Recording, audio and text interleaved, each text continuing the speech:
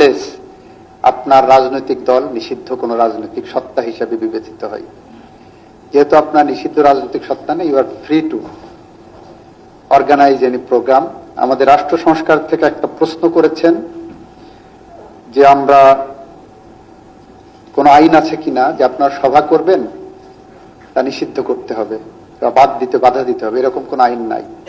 Unless আপনার রাজনৈতিক দল নিষিদ্ধ কোন রাজনৈতিক সত্তা হিসেবে বিবেচিত হয়। যেহেতু আপনার নিষিদ্ধ রাজনৈতিক সত্তা নেই, you are free to organise any programme, এবং সরকারের সমালোচনা সেখানে করবেন। সরকারের এখানে স্তুতি বাক্য পাঠ করার জন্য আপনারা নিশ্চয়ই রাজনীতি করেন না, সুতরাং আপনাদের সেটা অধিকার আছে এবং সে অধিকার নিশ্চিত করা সরকারের দায়িত্ব। এটা সরকারের সাংবিধানিক অব্লিগেশন আর আপনার হলো সাংবিধানিক অধিকার, এই দুইটাই সাংবিধানিক ভাবে স্বীকৃত। সুতরাং এই বিষয়গুলো আশা করি আমরা অ্যাড্রেস করব।